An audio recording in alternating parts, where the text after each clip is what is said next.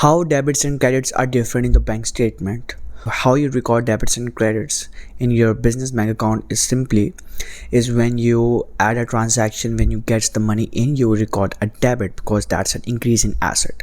On the other hand, if you just withdraw the money from the bank account, you record it as a credit because it is a decrease in asset. But when you open the bank statement, when you deposit the money into the bank, it shows that it increases the credit balance, and when you withdraw the money from the bank account, it shows that it's a decrease in bank balance, which shows as a debit balance. Okay, but it's totally opposite. Most of the people don't understand how these things works.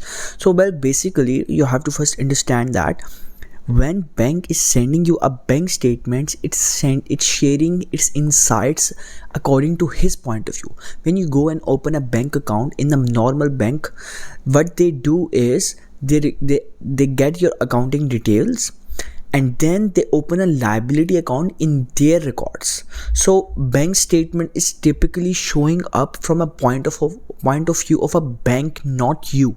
So when a bank is showing their bank statement, it means they are sharing their point of view.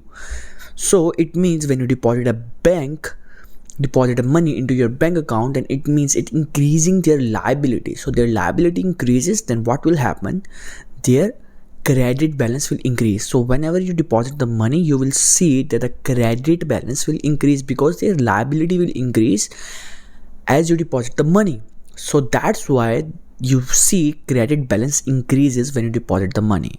What happens when you withdraw the money in the bank statement? It shows debit balance because their liability decreases.